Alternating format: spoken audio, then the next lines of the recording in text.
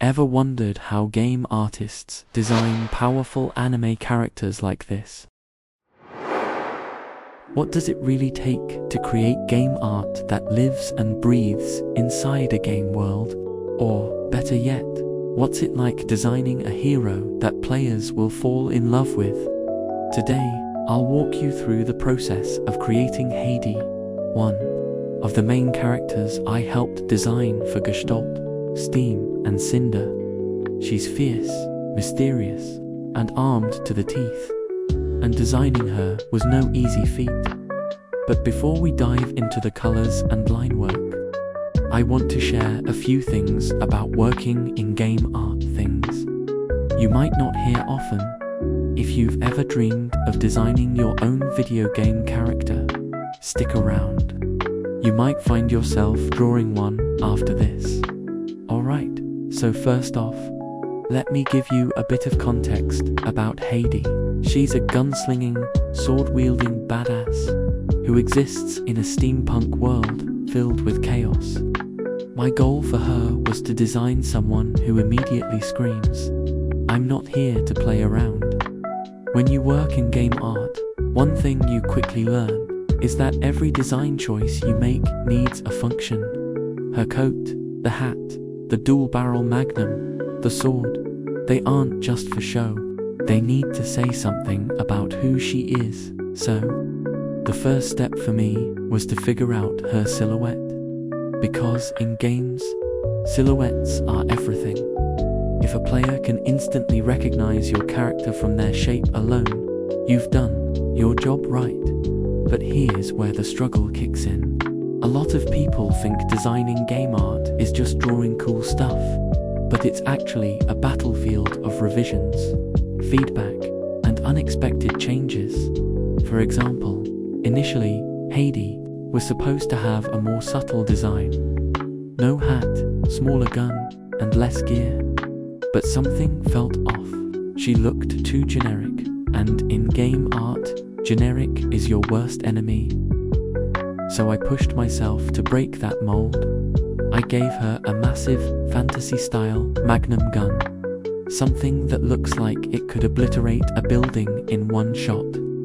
I made her hat huge, almost absurdly big, like she walked straight out of a gunslinger nightmare, and suddenly, she popped. She no longer felt like a background character. She looked like a main protagonist. But here's the twist. The challenge didn't end there. The hardest part of game art isn't actually the drawing itself. It's the pressure of time. When you work in the game industry, especially in indie games, you're on a constant deadline. You don't have the luxury of spending weeks perfecting a single piece. You need to deliver fast, but still make it look triple, A-worthy. And that's why you often have to cut corners in your workflow. For example, in this artwork, I didn't fully render every single detail like I would in an illustration. Instead, I used cel-shading, a faster animated style coloring technique that pops instantly without needing hours of blending. This is a common trick in game art. Design clear, bold shapes, use flat colors with sharp shadows, and minimize unnecessary details. It's a balance of speed and quality. And now you're probably thinking, so how do I get into game art? Honestly, it starts with drawing a lot and failing a lot. Most of the game artists you see today, including myself, didn't start out making amazing designs. We made a lot of bad art first. We got rejected. We made things that no one noticed. But here's the catch.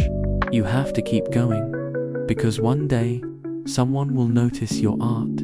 One day, you'll get that email saying, "Hey, we want you to design for our game." And when that happens, you'll look back at all your failed sketches and think, "I'm so glad I didn't quit." So, if you've ever dreamed of working in game art, my biggest advice is, start now. Don't wait until you feel good enough, because you'll never feel ready. Just start drawing. design your own game characters, build your portfolio, and who knows, maybe one day you'll be designing the next Hayde for a future game. By the way, if you're interested in getting your own custom anime style artwork like this, or you just want to see more of my game art process, make sure to hit that subscribe button. And hey, if you want me to talk more about working in the game industry, or share more behind the scenes stories, let me know in the comments. Thanks for watching, and keep drawing. I'll see you in the next one.